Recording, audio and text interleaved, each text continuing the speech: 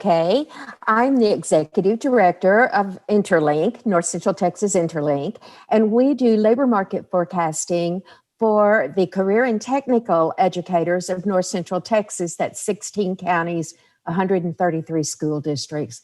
We do that for their program of planning, their programs of study to make sure they meet industry needs in the region. And we do an annual survey of employers in North Central Texas. For trends, we have a 70-member board of directors, and they help us to establish what we're looking for in the future because education turns slowly. We look at a 5-year forecast when we are surveying our employers. And we watch 14 particular trends, and I'm not going to go into them necessarily, but just tell you what they are.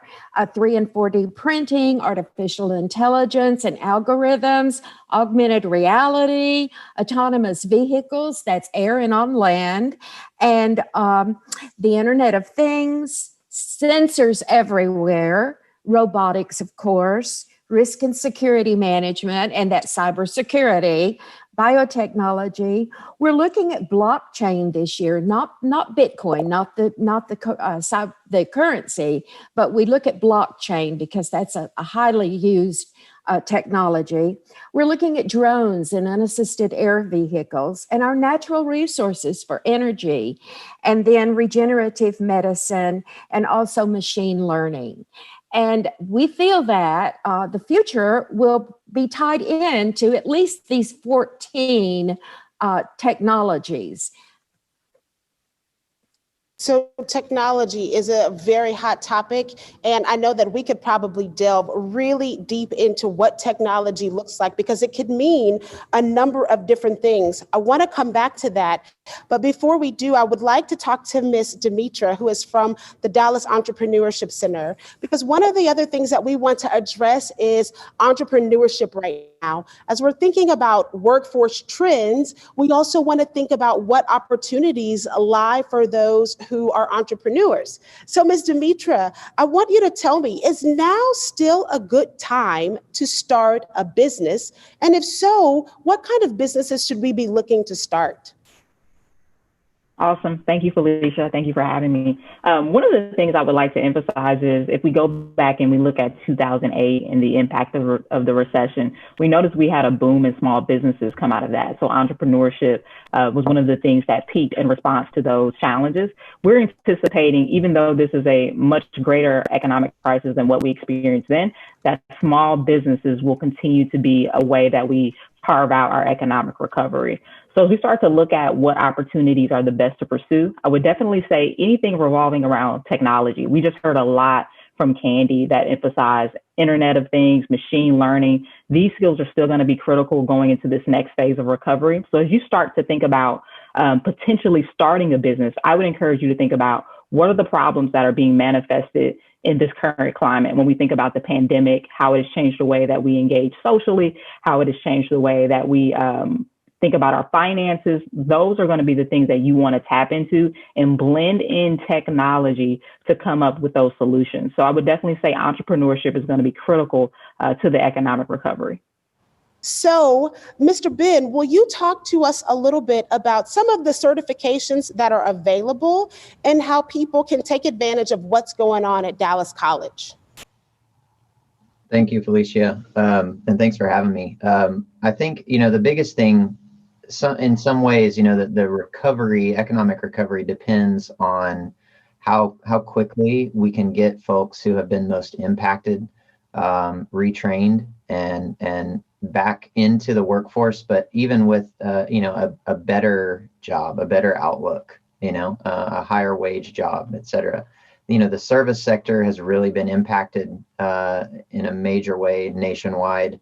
And there have been a lot of jobs in other sectors that have come back pretty quickly. The service sector still is taking a big hit and is not likely to come back as quickly. So it's about, getting those folks that were employed in the service sector retrained, upskilled, and into, living wage, high mobility jobs. So some of those, what's been interesting is although all these different sectors are really wiped out at the beginning, some sectors have really come roaring back. as a result. And so things like logistics and e-commerce, a lot of the technology things that have been mentioned earlier, manufacturing. So anything in this logistics and supply chain, e-commerce has just gone through the roof. And in a lot of ways, the pandemic has really exacerbated and just sped up trends that we were seeing before. And so, anything in this supply chain, manufacturing of goods, transportation and logistics, moving these goods through the supply chain, as well as the technology that enables a lot of that manufacturing of goods. So, the game is figuring out how to get into those sectors with some of the, short-term credentials that are available through Dallas College and other providers. So what I hear you saying, Ben, is that so many of the jobs that we saw before in logistics, manufacturing, supply chain, et cetera, where we saw some of that dissipate for a while, we're now seeing some of that on the rise because people need quick access to the things that they are getting, whether that is through an organization or a company like Amazon, but so many businesses move products across the country. So there's some opportunity there.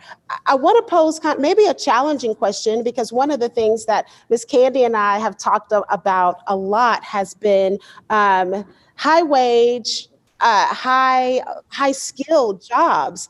And so how do we find that balance? If we are looking to offer high wage, high skilled jobs, can we also refer the folks in our community to some of these jobs that are available right now? Are there some advantages and disadvantages?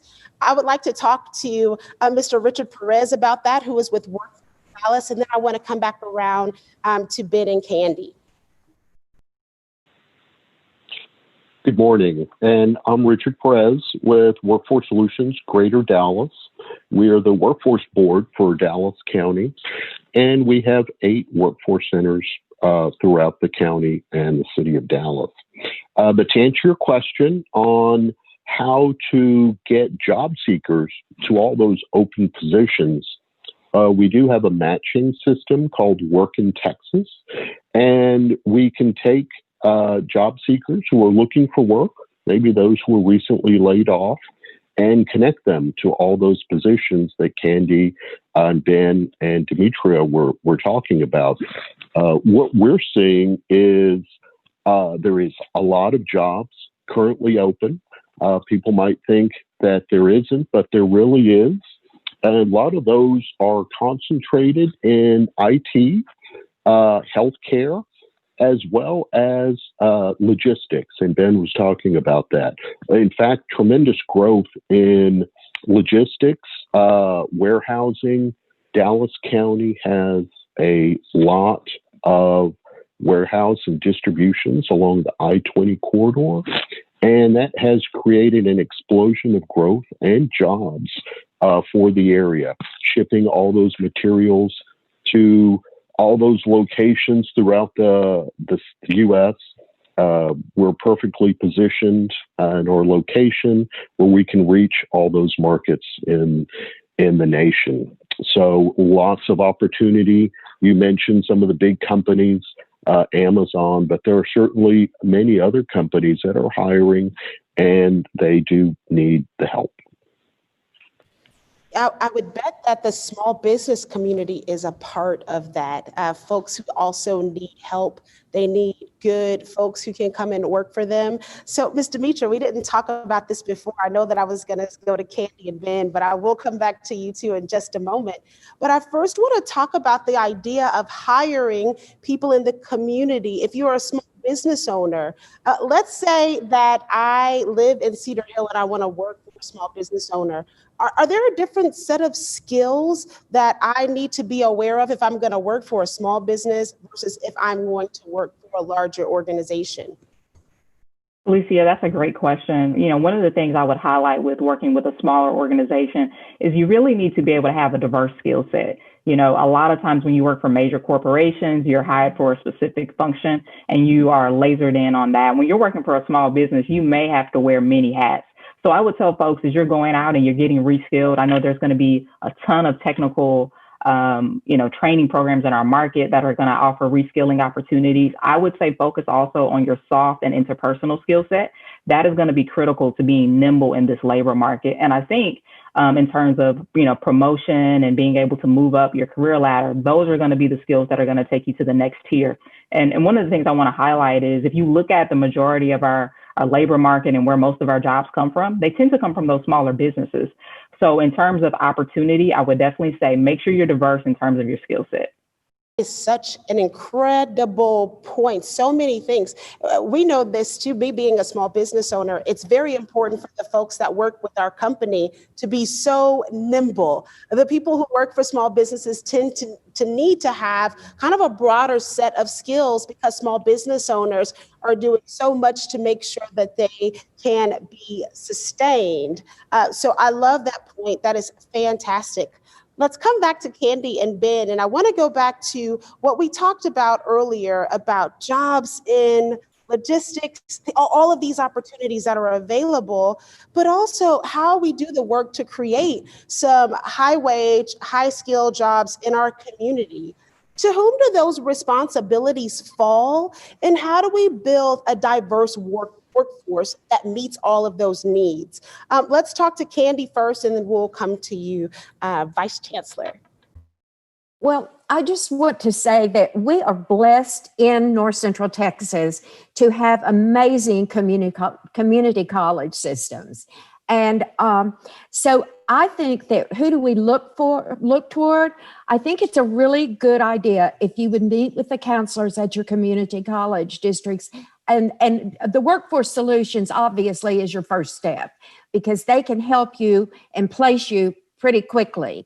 But if you're looking for something that you want to train for on your own, I would say look for those occupations that are offered by the community college and look for the ones that have apprenticeships that offer, as Ben had mentioned, something like, I'm just going to say a quick hire, but that's not necessarily, that depends on what your status at the time. So between the Workforce Solutions or any regional workforce development center and your community colleges, I think that's a first step to make. And I think perhaps it's really important. Demetra mentioned your soft skills. Employers tell me all the time, if you bring someone who has good soft skills, and that's, your personality, being able to work with other people, communications, dressing appropriately, there's a long list of soft skills. If you Google them, you'd be able to find them even. But I think it's important to realize that when Demetra said that our small businesses often give them the most employment. That is true because there are way more small businesses than there are large ones. So I think if you have those soft skills, if you're not afraid to knock on doors and say, this is what I'm best at, you would be able to find placement with the assistance of your workforce boards and your counselors at your community college. And I just want to put in a good word for the apprenticeship programs. You can work for many of these companies while you're getting your training at a community college or another source. It sounds like there's a myriad of things for people to do. One of the things that we've tried to reinforce over the course of our time, even today at the summit, is that as community members, as individuals looking to be a part of the workforce and get back to work, we all have these individual responsibilities. And it's not as simple as uploading my resume onto any sort of resume website and crossing my fingers. What we'll talk about some also in that education panel are soft skills, which is a word that I hear amongst leaders, is not always a word that I hear when I'm just having conversation with other parents or when I'm having conversations about how we do this differently. So I would love to let me come to Ben first and then I'll go to Perez, because I want to go ahead and close out this question that we had about technology and high wage, high skilled jobs. How do we create a balanced economy and how do we take advantage of all of these opportunities? opportunities. Let me ask you that first, Mr. Miguel, and then I want to come to you, Mr. Perez. Sure. So you were talking about, creating jobs, and I think, prior to the pandemic, workforce talent, was the number one issue in economic development. So in, companies creating jobs, is where are we going to locate where we can find the talent? And, there are a number of institutions and organizations that are responsible for that happening. It's not any one entity, and I think those institutions like Dallas College, like Dallas ISD and other ISDs, throughout the county, Workforce Solutions, and any and all of our our ecosystem partners. It's a collaborative effort to move students through the pipeline, to get them the credentials they need to make them work ready.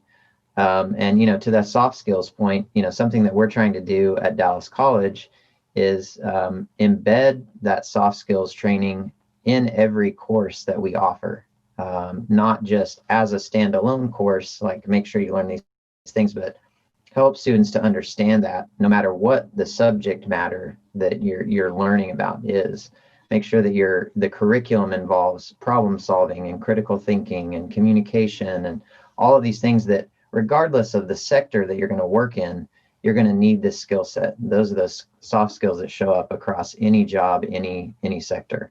It feels like so much of what we did several years ago, even as it pertains to the arts, or as it pertains to even some of the role of the church community, sometimes those institutions did some of the work for us as far as soft skills are concerned. But now we're having to make some adjustments in how those things are taught, so that we can have a robust workforce, and a workforce that is prepared for the jobs that we want to be here, right? We want these industries to be in our communities, but the industries don't have much chance of survival, it sounds like, if we don't have a workforce that is prepared. Would you say that is true, Mr. Perez? Absolutely. And like Ben was saying, that's one of the first things employers are looking at when they move or expand their operations in Dallas County and in the metro area, is the talent and the pool that currently exists.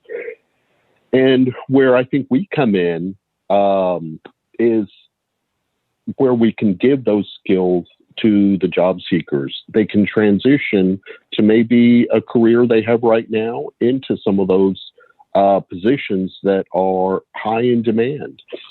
Sometimes it's just a little step. We like to think of them as a career pathways or career lattice. Not just when somebody gets trained, that's just their entry point into the labor force.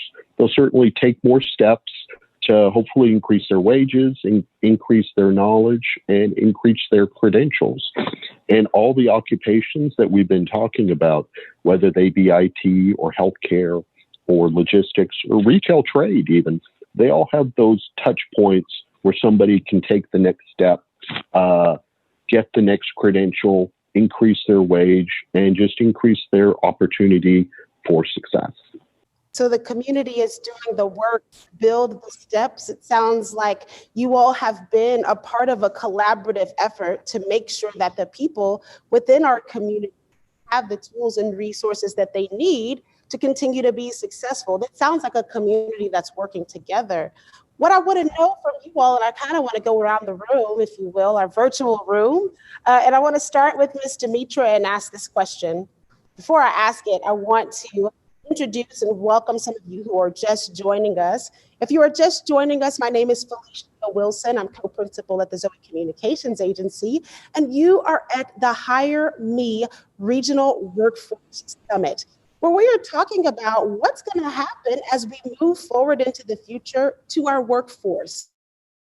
How do we get prepared? What kind of education do we need? And how do we build an economy that works? We're talking with some incredible panelists who are letting us know the steps and filling us in on all of the gaps that they are working to fill so that we can equip a prepared, robust workforce. and you are a part of that. The question I want to ask, and I want to begin with Ms. Demetra, I want to ask, are people reaching out to you? Do they know who you are, and are they trying to find you? What has your experience been in this pandemic as far as folks finding you?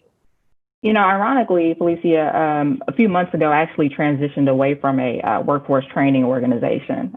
So I'm still connected to that community. And there is a lot of outreach taking place with individuals trying to get connected.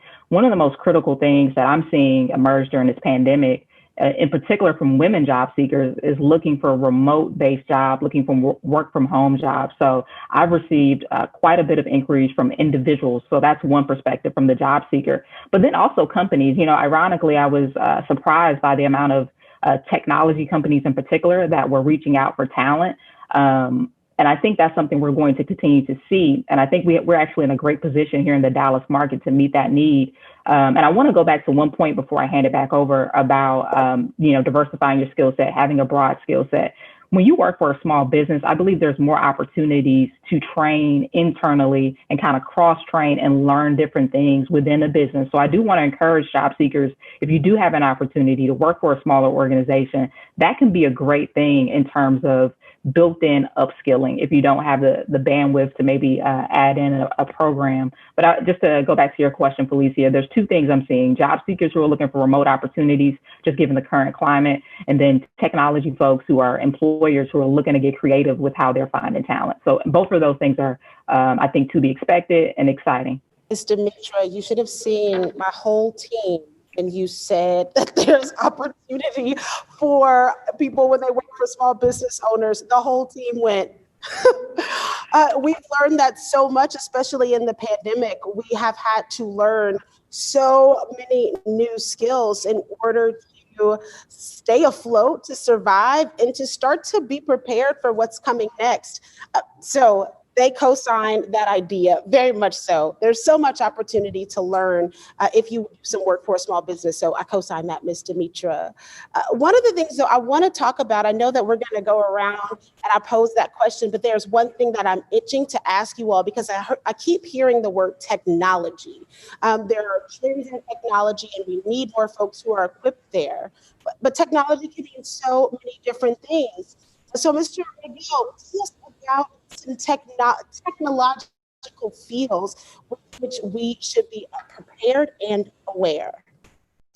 So, there's been mention of some really forward-leaning technologies and technology platforms earlier on the call. But one of the things I want to, just to point out one example is, platforms like Salesforce, which is a customer relationship manager platform, customer relationship management, that transcends any industry. Any and every industry is looking to figure out things like how to, a way to manage their customer relationships. And a platform like that, you're seeing tons of jobs for that. And it's not industry specific. And it's something that you can also, if you decide to change industry, you can take that skill set with you and apply it to another industry. So it makes you really versatile and gives you a good toolbox for taking advantage of new opportunities. Lots of opportunity in technology, lots of opportunity sounds like in customer relations management tools. Sounds like there could also be some possibility and opportunity inside of coding. And also maybe videography, photography, these things that help us to go virtual. Those are some of the places that my mind goes when I am thinking about technological opportunities. And I'm assuming that a person could come to Dallas College and get some certifications, get the tools that they need in order to work there. That's correct. Yeah, we offer training in the Salesforce platform. We have a partnership with Google on their IT support. So we offer that certificate. And there's a lot of emerging partnerships like that that are very, very specific technology skills. And I anticipate that those types of opportunities are just going to continue to grow. Good info. Y'all go check out Dallas College and get your certification on. Get yourself the tools you need to be successful as we move forward. Let's go back to this question where we talked about who's reaching out to you and if people are reaching out to you during this time. I want to ask that question to Miss Candy. Who is reaching out to you? Are they reaching out to you? Do you want them to reach out to you? Well, we do work specifically. Our mandate is to work with the career and technical educators in our high schools and community colleges. And so they're reaching out saying, what is going to be the new normal? And industry is reaching out saying, what is going to be the new normal?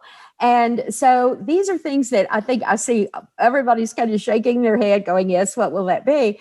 But I will tell you this, we are living in a time when innovation is everywhere and it will continue to be everywhere.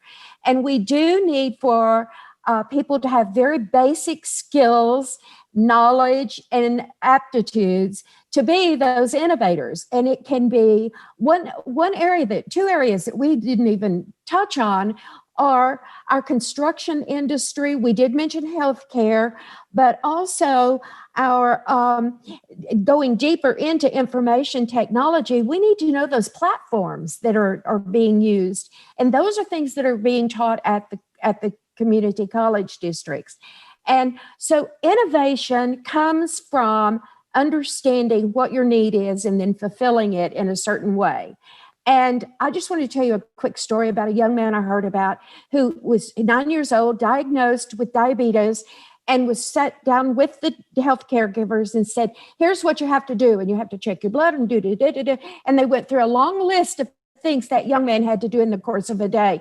And he realized he could not do that. That was way beyond his ability when his parents were not around.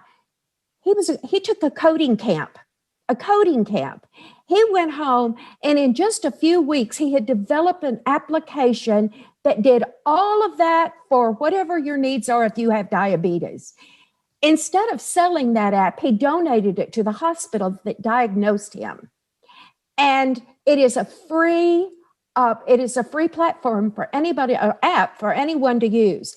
When we talk about these skills and the innovations that I mentioned at the beginning, that's what I'm talking about. It's taking your knowledge and building something that someone needs. And that's just where we are today. That is the first word I use when anybody contacts me.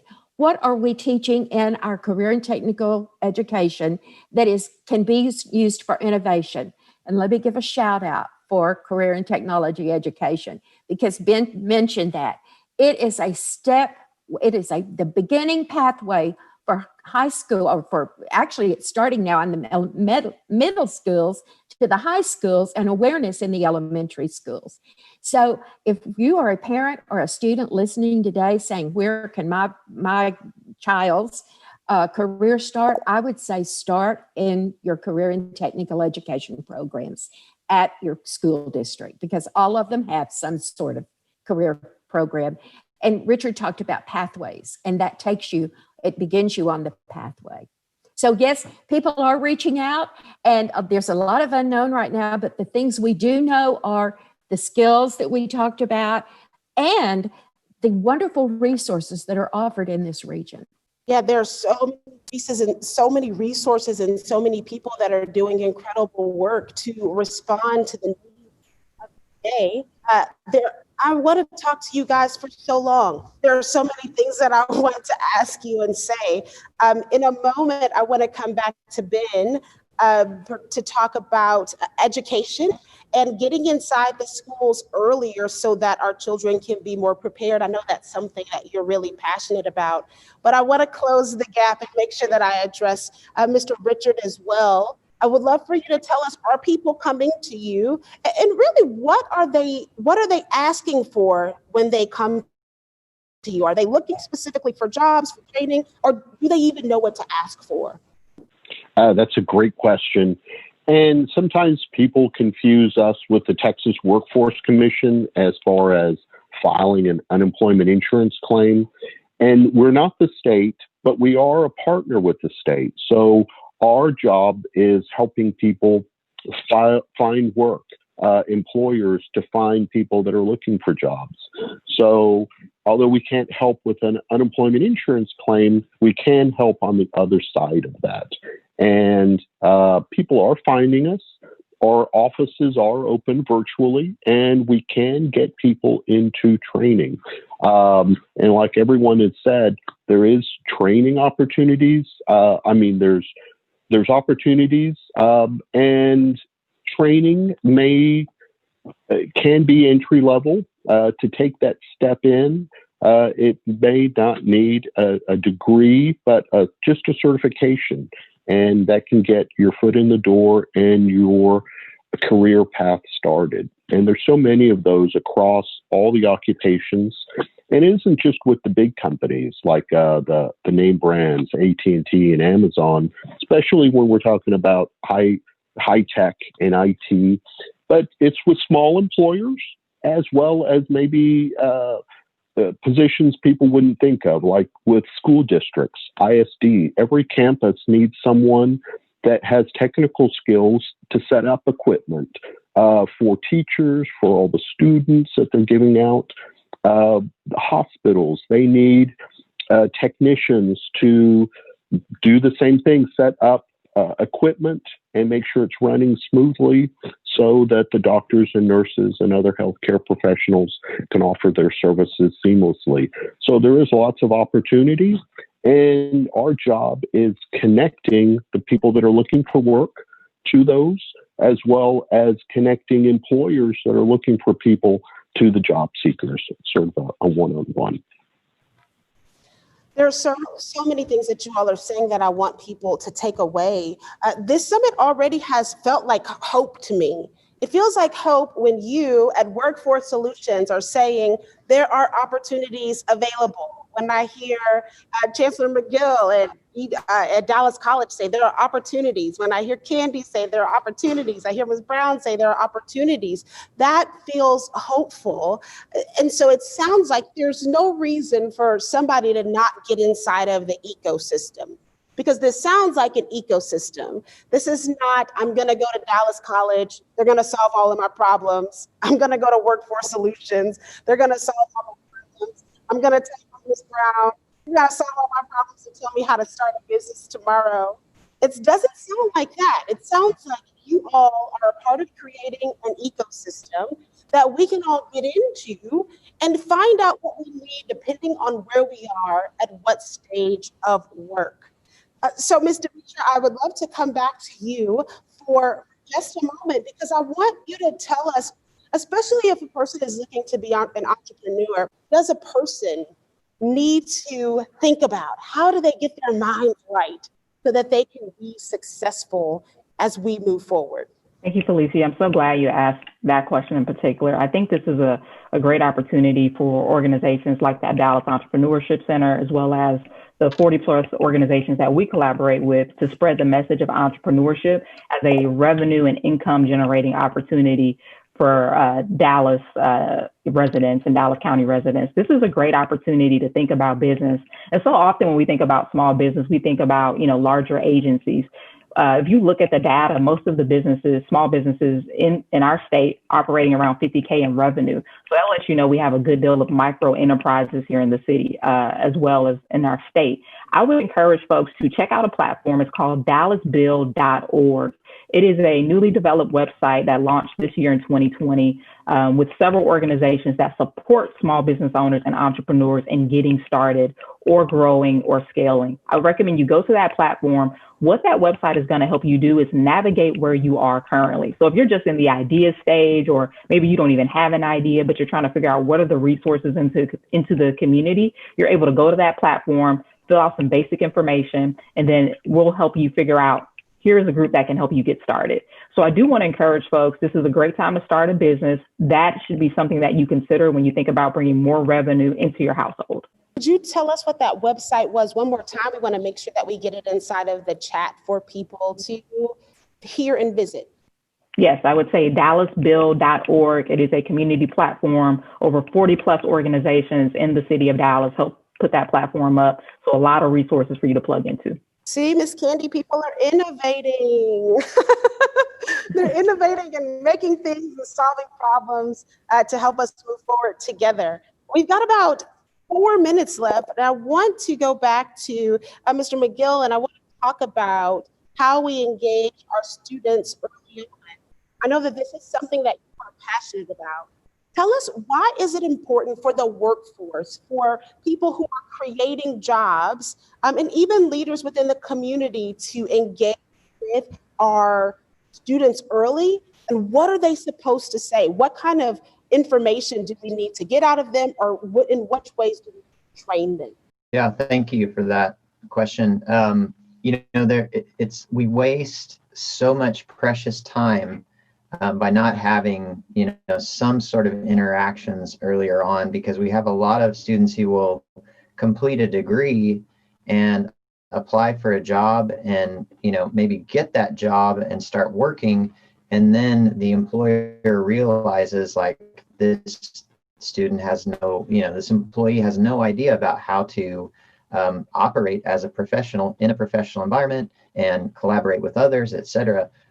All things that are very easily learned and are not learned because maybe that student did not grow up in a household with working professionals, right? As parents, and didn't have that experience growing up. So there's and kind of back to what you had talked about with Candy. If there's a silver lining in all of this crisis, it's that it does breed innovation.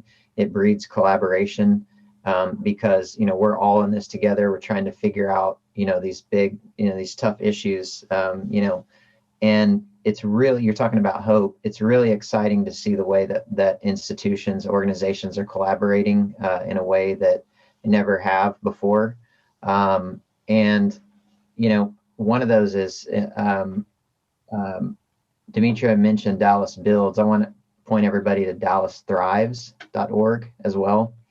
A really collaborative approach to making sure we're aligned on what jobs are important, what jobs we need to fill, what programs do all of us need to be working on together across educational institutions to direct students to those opportunities and get them prepared.